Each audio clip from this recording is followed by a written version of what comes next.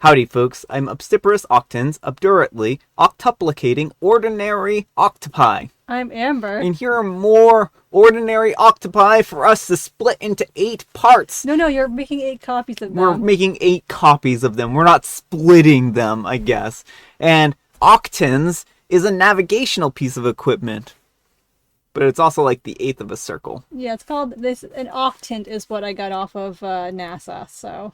Let's get started. Alright folks, and our first letter is titled, Am I a Jerk for Faking Giving Birth? Note, I posted this on Am I the Jerk, but it got deleted for breaking the rules. My fault.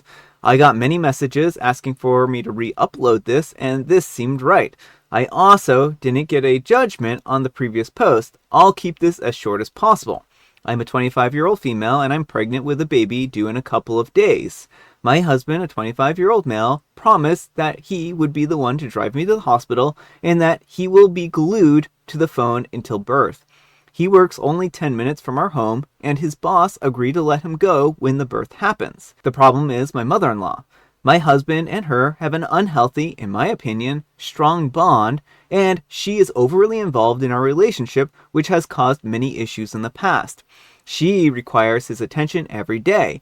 She has suggested moving in with us ever since I became pregnant. She also has emergencies whenever we have anniversaries, important occasions like my birthday, etc. As the date is approaching, I became increasingly worried that his mother will have an emergency during birth, and I will have trouble getting to the hospital, or I will be forced to be alone during the pregnancy. I voiced my concerns, and it caused some fights between me and them. I even suggested asking my best friend to drive me and keep me company, as I'm scared of giving birth, but it was shot down with, how can you just not trust your own husband? So, I'm not proud of what I did, but I faked giving birth yesterday. I called my husband at work, I told him that it started, and he said that he'll be right there. After a half hour, I called him to ask where he was, and he didn't answer. After almost an hour, he called me to say that he is at the hospital with his mom because guess what? She is having a medical emergency. Apparently, he called her to tell her that I'm giving birth, and she got a heart attack from excitement. He said that he will have to miss my birth and actually asked me to call my friend to drive me and stay with me. I admit I was very angry and heartbroken, so I told him that I wasn't actually giving birth and that it was a test that showed me how he would actually behave versus what he said he would do, and that it proved that he would always care for his mother more than he cared for his own wife, who was carrying his child. He was very angry and even blamed me for his mother's heart attack in the moment. His mom, of course, didn't have a heart attack, but it was a false alarm. I felt very justified, but now that we have talked, I feel guilty. He says that he feels manipulated and gaslighted. That just because his mother lied about the emergency doesn't mean that I should lie to him. He said that the marriage is built on trust, so I have to trust him instead of lying to him to prove a point. He even said that he doesn't choose his mother over me, but chooses a bigger emergency, and that he knew that I could handle getting to the hospital, but his mother needed him more, and that a heart attack is more serious. I pointed out that she lied, but he said that he couldn't have known that, and that I was just bad for lying. I feel like I'm going crazy here. Am I the jerk? Edit, just because I don't want to be misunderstood. I did what I did because I'm terrified of giving birth alone. My friend would have asked for the day off in advance so that she would know that she is needed before that I actually get contractions. My mom died in childbirth, and I didn't want to be alone during the scariest moment of my life. Even if I am the jerk, I think this gave me the push that I needed to get my ducks in a row, and my friend already asked for a couple days off to be there when I need it. I'm just so scared. Edit 2, to answer a common question. Why did you marry him? Wasn't he putting his mom first from the beginning? I suppose that's a fair question, but it was never that bad. Well, now it is, but when we first started, it was lovely. His mother was barely a footnote in our relationship because we were at university and far away. I suppose my greatest mistake was agreeing to move to his hometown versus moving to mine.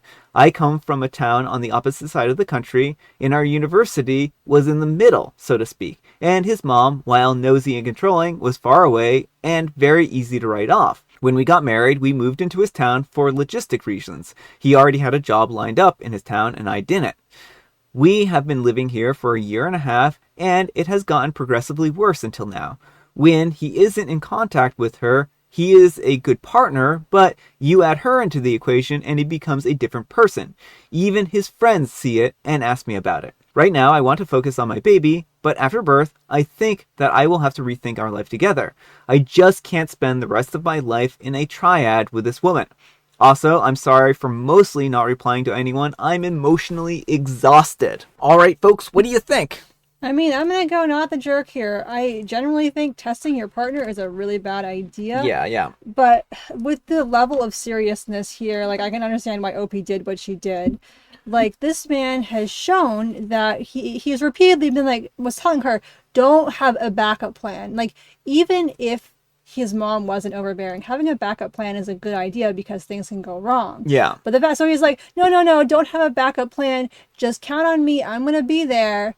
And like just proved that he cannot be trusted in a major medical emergency. Oh, yeah. Well, I think that's really what this boils down to. I don't think that OP was testing him as much as she was confirming for herself that he wasn't going to be there. Mm-hmm. I think that she just deeply distrusts him at this point in time, which is not good for a relationship. Mm-hmm. And while he's spouting that OP needs to trust him, he hasn't proven that he's trustworthy. Right, like nowhere along the way. She wouldn't be doing this if she trusted him. She's figured out she can't trust him, and this was like the last thread of like, well, I can't even count on him to be there when I'm giving birth and might die. So I don't think that OP was wrong for confirming this in this particular case. I think this is a very rare situation. Again, I feel like this was more or less her doing this to really confirm that he wasn't going to be there. I mean, I guess, like, in the end, when it kind of looks... I mean, honestly, it's a bad situation. Because if you've reached the point in time in your relationship where you no longer feel that you can trust your partner, then that relationship, it's really broken at that point in time, right? And I don't think that there was anything that was going to repair this relationship. I think that she really needed reassurance that he was actually going to be there. And again, like, testing your partner isn't a good thing, but this is such a odd situation in that respect. Like, why isn't he chewing his mom out for potentially making him miss the birth of his child? Like, his mom lied. It's, clear she just faked this. And he's not. And it's like, no, we're not even bringing my mom into this. This is you. You're bad. You're the liar. And it's like, what about your mother? Like, she has shown to you that she is manipulating you to, like, do her bidding, so you miss out on all the major life events with your wife and child. Yeah. And you're just over here, like, this is not a marriage that's going to work. No, he would have to see that his mom is the problem, and he can't. Yeah, exactly. But let me know what you folks think. So anyhow, take care and good luck. All right, folks, and our next letter is titled, How do I, a 24-year-old male, get my former best friend, a 25-year-old male, to stop telling people that I slept with his fiance, a 25-year-old female? Well, my best friend Daniel and I were close. He moved away for a bit for school and came back into the area. When he moved, he started dating this girl, Nina, and they had been together until recently. Well, this is where things started to get out of control. They ended up moving here and getting a house here. I haven't been as successful as my friend, but I work. My parents had given me an ultimatum to join the military, and I can stay there until I leave. They told me to talk to Dan about the military. Daniel was an intelligence analyst in the Army. He left active duty and commissioned in the reserves, cyber officer, and works for the federal government.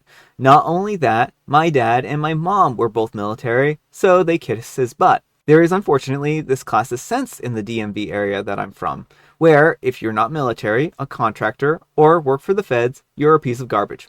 Daniel thinks that I should go to the military as well, and he agrees to let me stay with him for the maximum of 6 months. I had 2 months to find a job, and then 4 months to stay and find an apartment per our agreement. Now, I'm going to say this, that I want to go back to school and finish my degree, but no one wants to invest in me.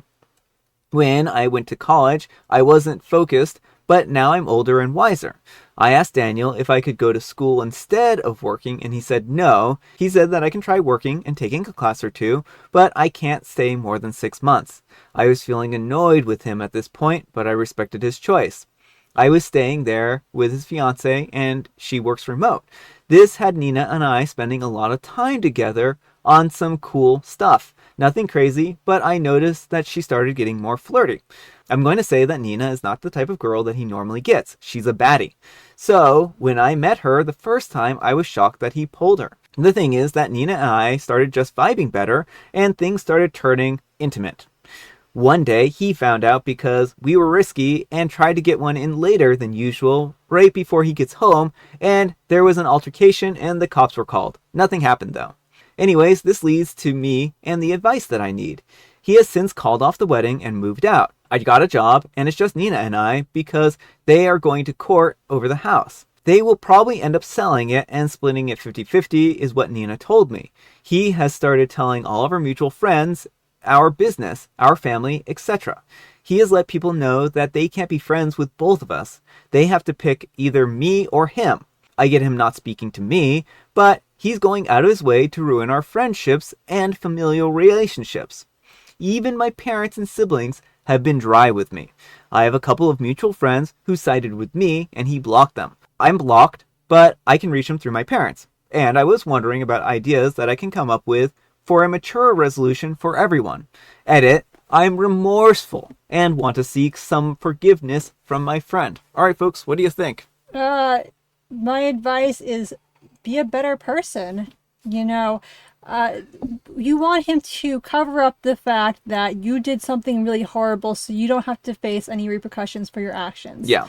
You know, OP, your friend was going out of his way to be kind to you. He was going to let you stay at his house for 6 months, and you start hooking up with his fiance. Yeah. You know, like, both you and her made some really poor choices, and now you have to live with the consequences. You can't just have him sweep it under the rug because it's inconvenient to you. Yeah, I think that if you were truly remorseful, then you would admit what you've done wrong, and you would take the consequences of those actions, right? Now, I can understand the frustration of him saying to your mutual friends that he wants nothing to do with you and that they can either choose him or you. And that is a frustrating situation. I think that you made a very poor decision and now you need to face those consequences, and you're not doing a very good job at showing that you're actually remorseful. In fact, it doesn't look like you're remorseful at all. It just looks like you're remorseful that you got caught. Well, yeah, exactly. And he's not even so much remorseful he got caught, but the fact that other people know about it. He was totally fine destroying his friend's life as long as he kept it hush-hush. Yeah. OP got what he wanted. And so, yeah, I do not get any ounce of remorse from this letter. The edit is not compelling. No, it is not. But let me know what you folks think. So anyhow, take care and good luck. Alright folks, it is tea time. Grab your beverages of choice. I've got some tea right here, and Amber has a joke. What's the computer's favorite song?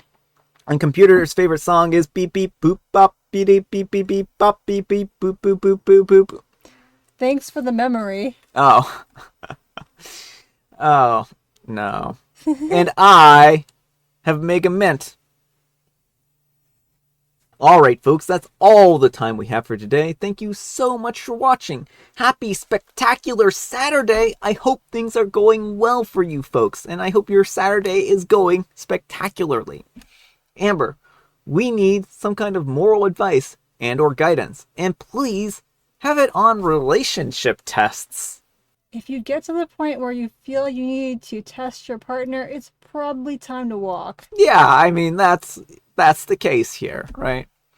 Thanks so much for watching, and we'll see you all tomorrow. Bye.